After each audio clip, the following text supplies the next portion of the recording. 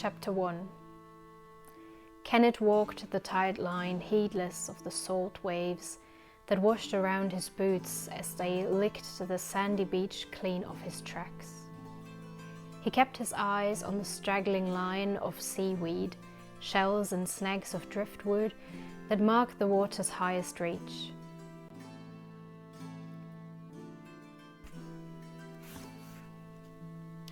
Prolog. Jedes Kind kann mit seinem Schatten fangen spielen. Dafür muss es nichts weiter tun, als an einem ausgelassenen Nachmittag direkt auf die Sonne zuzurennen. Hello and welcome from my little reading space here in Vienna. My name is Luise. I am a literature student and writer, and today I was thinking of discussing some fantasy books that I've recently read, and also talk about some books that I want to read in the future, including some science fiction. The first book I want to talk about was pure joy to read. It was fantastic and definitely one of the best fantasy books I have read in a very long time. And I'm so happy that a friend of mine recommended it to me. It is Ship of Magic by Robin Hobb. And I've wanted to read something by Robin Hobb for a while now, and I didn't know where to start, to be honest, and then the friend gave me this recommendation. It is already a little bit older. I think it was first published in 1999, as far as I remember. And the cover is quite interesting too. It's not exactly a book I would gravitate towards when I see it in the bookstore, just by judging the cover. But now I came to really enjoy it after I read the book. So let's talk about the story. I would quickly read the back of the book, what it is about. Bingtown is a hub of exotic trade and home to a merchant nobility famed for its life ships, rare vessels carved from wizard wood, which ripens magically into sentient awareness. The fortunes of one of Bingtown's oldest families rest on the newly awakened life ship Vivacia. I'm not going to read any further. You already get the idea of those ships that they actually have kind of a soul or a life, and that's very interesting. It's definitely a very interesting concept, and the thing is also that you don't grasp the full concept during the first book. So there are several books, I'm not exactly sure how many, so this was just the first one and I haven't read the others, and it's never 100% clear what those ships are, and also for the characters in the book. So they are debating about it, and the ships themselves have their chapters and get to talk, which is really interesting. You get their perspective, and they don't even know themselves what they actually are. And I don't know if this is gonna come up in the next books if we get more insight on that, but I really liked this weird concept that you don't really grasp, but it is there and it is fantastic. But to be honest, it was one of the things that it didn't put me off in the beginning, but it was definitely a little bit confusing, and I wasn't sure how I liked it, like reading the perspective of a ship, of an object. That was a little bit confusing at first, but then I really got to enjoy it, and the character building, the world building is just phenomenal. It is amazing.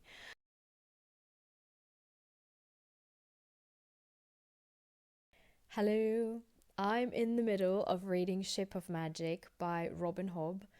There is still a little bit to go, so I'm not done yet, but so far it's a really, really good book and I'm enjoying it so much. So it took me a while to find into this world and into the story, but now I just love to know about the characters and how their stories continue and what happens with them.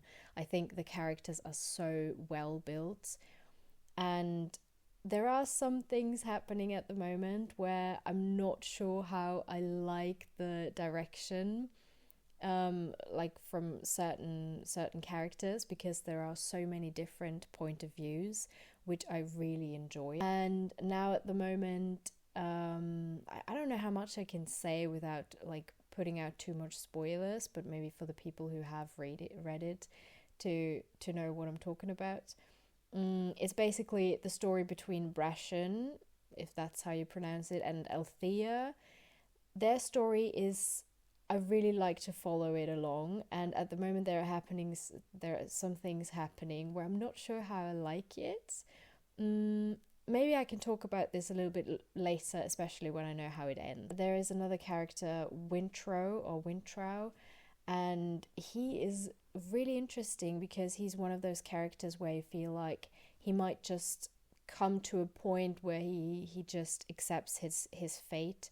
And I really like how strong-willed he is and how he's following his ideas.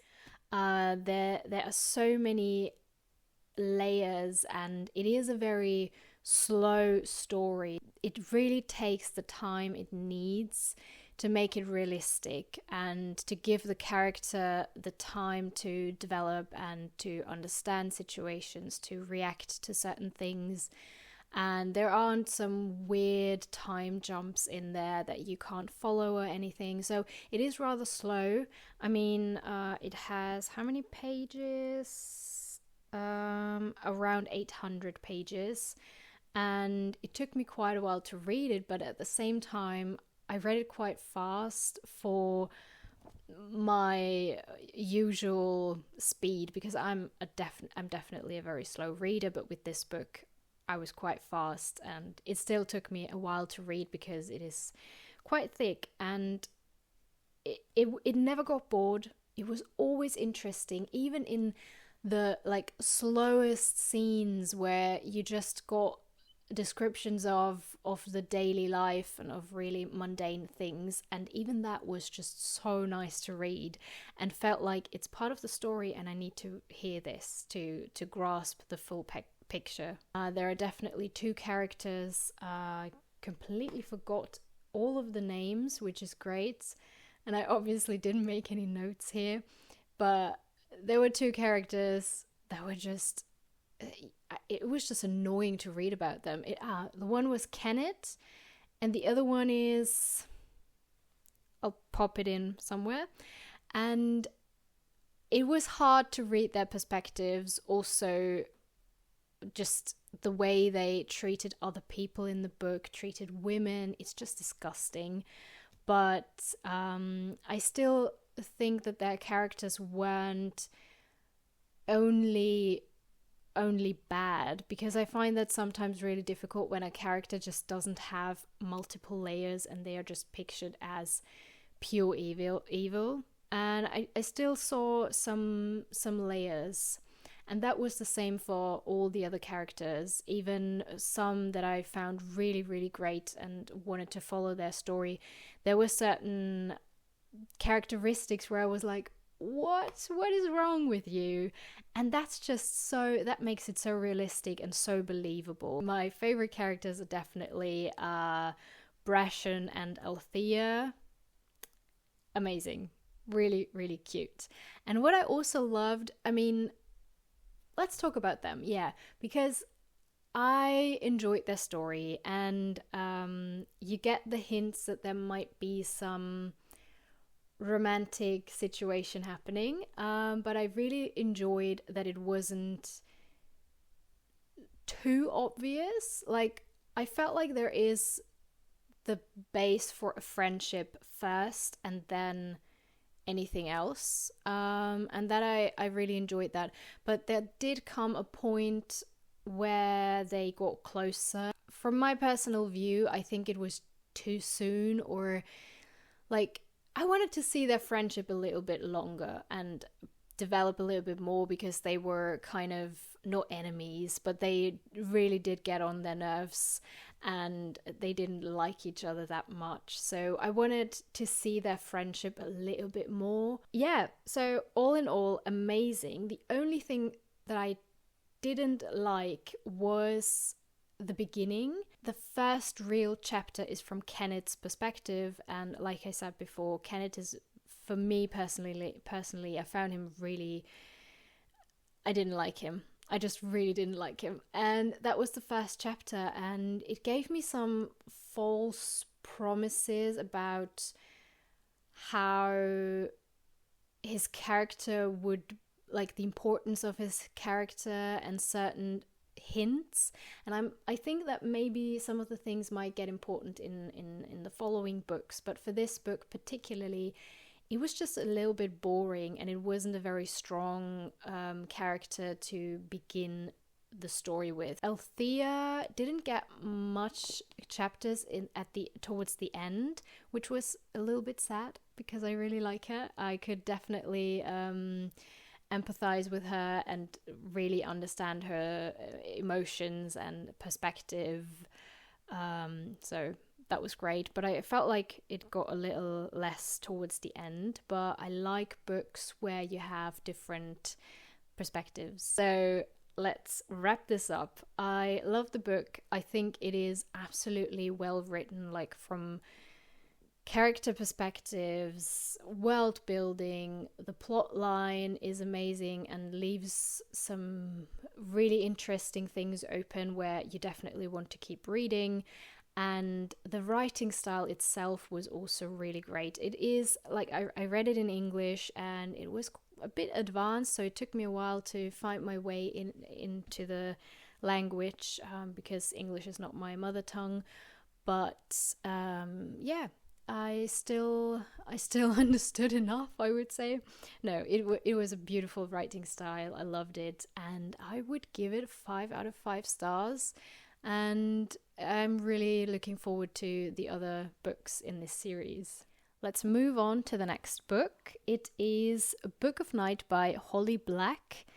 And my feelings towards this book are quite the opposite to Robin Hobb's Ship of Magic. I have to be very honest here. I had no idea what I was getting into. I think I didn't even read the plot line, like the blurb. It was just because we decided to read this for the book club that I have with 2 friends, and one of them recommended it, and I was like, yeah, sure, fantasy, why not? I felt like it was written for young adults, but then I read some, like, I googled it a little bit, and it actually said it was for adults. But I mean, there are some graphic scenes and some, like, rather disgusting descriptions, so it can be a little bit heavy for younger people. But just from the writing style and the theme, I felt like it was for younger people. And the writing style was just so, it wasn't special. It wasn't, like, the words she used were just so boring and not very aesthetic. And to be fair, I don't think that it always has to be an outstanding writing style with a unique aesthetic, literary words and whatever. I think it doesn't have to be that way. But then other things have to be intriguing enough. And it wasn't the case with this book. So I'll give you a bit of a context what the book is about. The book is about a world where, like, people have their shadows, but they can also be manipulated and become alive, sort of. And the main character, Charlie Hall, she works for people who kind of manipulated their shadows or who are working with magic, and she steals for them, and it's all a little bit in the illegal realm.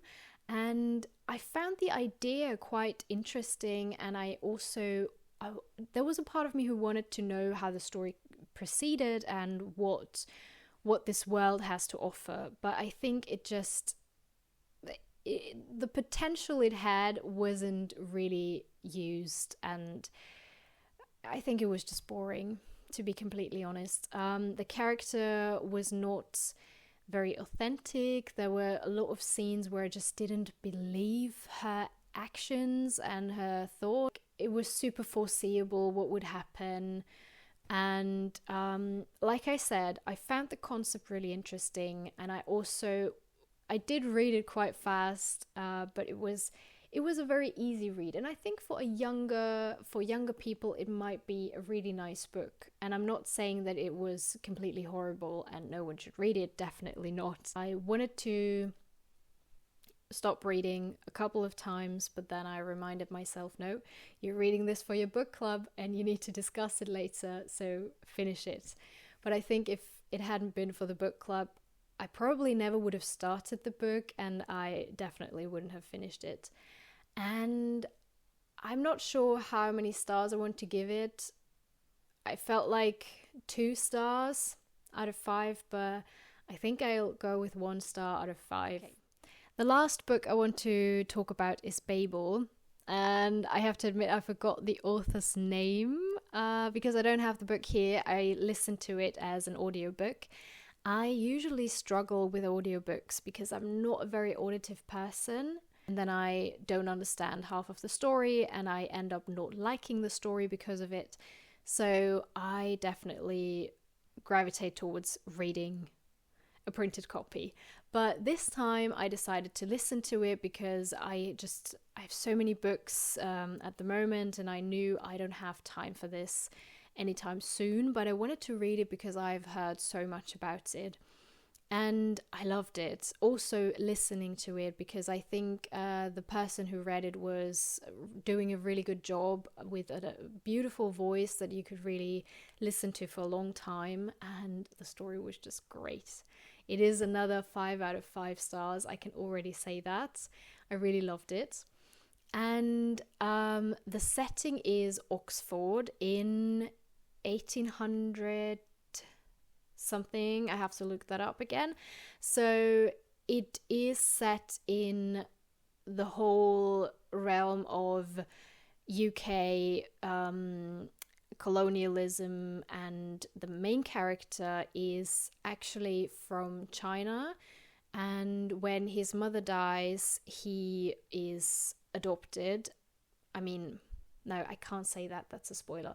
So he's adopted and he is brought to the UK, and there is another very important character that becomes his friends later on. He's from India and also ends up in the UK, in Oxford at the university, so they start to study. And the book is talking about discrimination, racism, and it is really heavy, and yeah, it's intense to read, and it starts quite slow. It's another book with a very slow pace, but not boring at all. I always wanted to know what happened. What I absolutely loved was discussions about what's the word in English? Etymology. I really liked the parts where they discuss etymology and where words come from, and maybe to some that's a little bit boring, but I'm not a linguist myself. I do study literature, and I also have a lot of linguistic courses that are always a challenge for me, but it was so interesting and I really liked to listen to that. I loved it. So they studied translation at the University of Oxford, and I loved the concept. Did I mention that that it is that there are magical or fantastical elements, but in a very subtle way? So at the beginning it took me a while to grasp how much of this world is real and what is actually supernatural, and I really liked that. It was very well made, and the characters, again, so interesting, just multi-layered, and not just this is a bad person, this is a good person. And also what I really loved with this book was like the interaction between the characters. So yeah, 5 out of 5, definitely a very good read. Let's stop here and let's just talk about a few books that I want to pick up, hopefully sooner than later. First one is The Atlas Paradox by Olivia Blake. I already mentioned the first book, The Atlas 6, in a different video that I already read, and this is the second book in the series. I heard that the first 2 books are absolutely amazing and the third one not so much. So I'm really excited to see how the story goes on. Yet another fantasy story in the setting of an academic surrounding. Let me know what you thought about it without spoiling, please. But I'd really like to know. So this one, and then, it's the lowest, but it is in German anyway, so I don't know if you can see it. It's from China Merville. I don't know how to pronounce that, but I have read short stories and really loved them.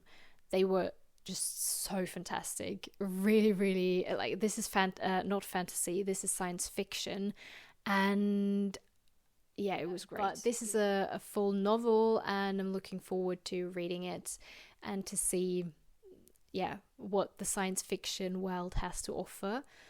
Some of you already gave me some recommendations for science fiction novels and I really need to get my hands on them. Thank you so much for listening to my little book talk. Let me know if you read any of the books and what you thought of them. I am going to finish my tea now, and then I would love to say that I'm going to read, but actually I'm going to write on my essay and finish all my university work for today. And yeah, I hope you have a lovely week and I'll see you next time. Bye bye!